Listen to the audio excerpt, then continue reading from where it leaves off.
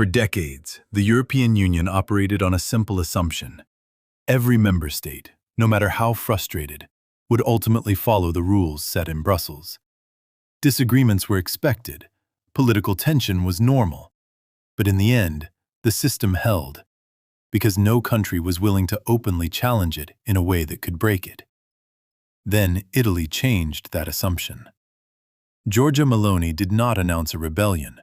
She did not threaten to leave the EU. She did not file legal complaints or call for emergency negotiations. Instead, she implemented a strategy that stayed inside the system while quietly bypassing its authority. What happened next exposed a weakness in the European Union that had always existed, but had never been tested at this level. It started slowly. Italian naval activity in the Mediterranean began to increase. More patrol ships, more aerial surveillance, more coordination between Coast Guard and military units. On paper, this looked routine. Maritime patrols are normal for coastal states, especially in regions with high migration traffic. But this was not routine. Italy was building something much larger, a structured operational system designed to control migration flows before they ever reached European territory. The key difference was location. Instead of dealing with migrants at the border, Italy moved enforcement into international waters. This changed everything. When migrant boats were detected, Italian forces intercepted them. But they did not frame these actions as border enforcement. They framed them as safety inspections under international maritime law. Every vessel was checked for seaworthiness, fuel levels, structural stability, safety equipment, passenger conditions. Everything was documented. And in most cases, the conclusion was the same. The vessel was not safe for open sea travel. That single determination gave Italy legal authority to act. Under international law, unsafe vessels can be prevented from continuing their journey. Italy used this rule consistently, systematically, and with precision. The boats were not forcibly pushed back in a way that could be easily challenged. Instead, they were escorted away from European routes under the justification of safety enforcement. This technical distinction made the entire operation extremely difficult to challenge legally. And then the scale increased. Within days, what began as increased patrols became a coordinated network. Naval ships, drones, and surveillance systems formed a grid across major migration routes. Detection improved. Response time decreased. Coverage expanded. Smuggling routes that had been used for years suddenly became ineffective. Then the numbers changed. Arrivals that had once reached hundreds per day dropped sharply. Not gradually, not unpredictably, but consistently and visibly. This shift transformed the political landscape inside Italy. For years, migration had been a constant issue. High numbers, ongoing pressure, and repeated debates with little visible change. Now, for the first time, there was a measurable result. And in politics, visible results matter more than arguments. While Italy was seeing change, Brussels was trying to respond. Emergency meetings were held. Legal teams were activated. Every possible enforcement mechanism was reviewed, but each option led to the same conclusion. There was no immediate way to stop Italy. Infringement procedures would take years. Court challenges required clear legal violations, which Italy had carefully avoided. Financial penalties required political consensus, which did not exist. Diplomatic pressure risked strengthening Italy's position rather than weakening it. The problem was not a lack of tools. The problem was that none of the tools worked in this situation. Italy had not broken the system. It had used the system differently. The European Union relies heavily on cooperation. Its strength comes from shared decision-making, not centralized enforcement. When all member states follow the same framework, the system appears strong and stable. But when one large country decides to act independently, while still remaining technically compliant, the limits of that system become visible. That is exactly what happened. Meloni's strategy was not reactive. It was prepared. Legal teams had clearly studied international law in detail. They identified areas where EU law and maritime law overlap, but do not fully align. They built a model that operates inside those gaps. Every interception is documented. Every decision is recorded. Every action is justified using established legal principles. This creates a defensive shield against legal challenges. It also buys time. And time, in this situation, is critical.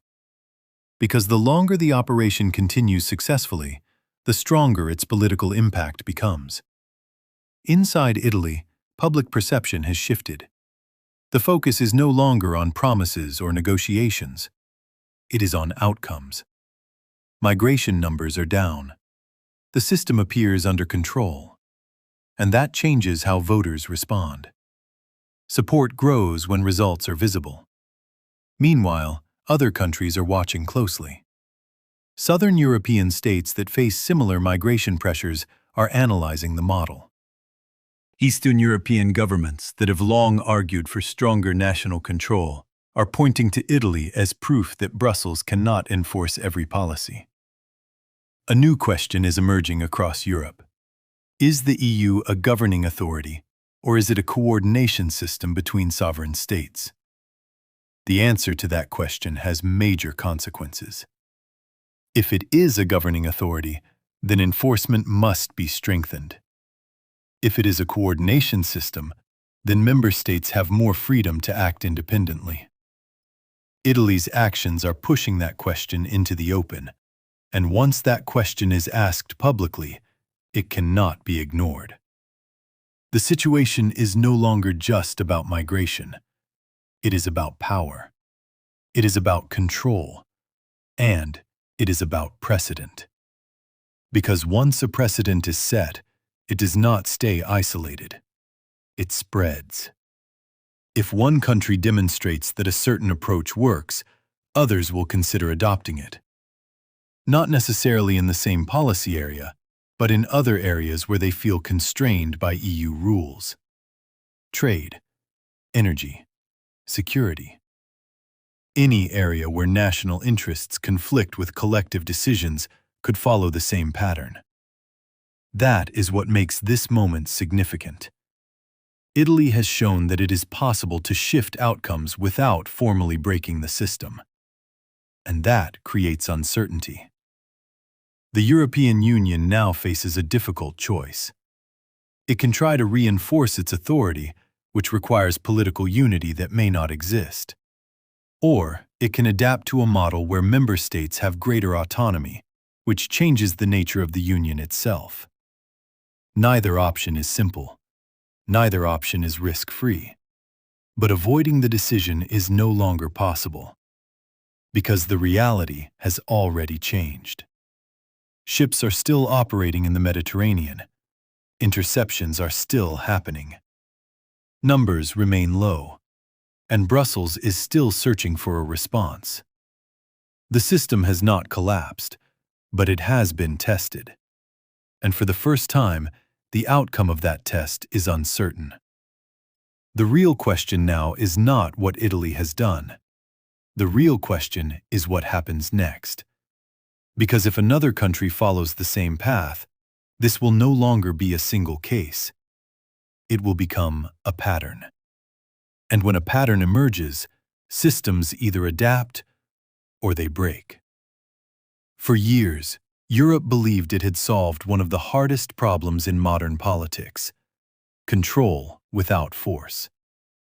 The European Union didn't need armies to enforce its rules. It had law, process, and consensus. That system worked because every member state accepted one condition: that Brussels had the final say. Then, one government decided to test that assumption. Italy did not leave the European Union. It did not reject its treaties. It did not announce a political rebellion. Instead, it introduced a method that stayed inside the legal framework, while quietly removing Brussels from the equation. And the moment that method started working, the balance of power inside Europe began to shift. This did not begin with ships. It began with strategy. Italian policymakers had been watching the same pattern repeat for years. Migration pressure rising, emergency meetings being called, statements of solidarity being issued, and then nothing changing in a meaningful way. The system produced discussions, not outcomes. At some point, the calculation changed. Instead of asking how to fix the system, Italy asked a different question. How do you operate effectively within it without waiting for it? That question led to a plan. The plan focused on a simple reality. Migration is not decided at the border. It is decided before the border. Once boats reach territorial waters, legal obligations become rigid. Asylum processes begin. Transfers become complicated, and control becomes limited. But before that point, the situation is different. International waters operate under a different set of rules. Maritime law, not EU law, dominates that space. And maritime law contains flexibility, especially when safety is involved. That is where Italy moved. The operation was structured around detection, interception, and classification. Detection improved first. Surveillance expanded using drones, radar systems, and coordinated naval positioning. Boats were identified earlier than before, sometimes hours before they would have entered EU-monitored zones. Interception came next. But the critical step was classification. Every intercepted vessel was treated as a safety case, not a migration case. This distinction changed everything.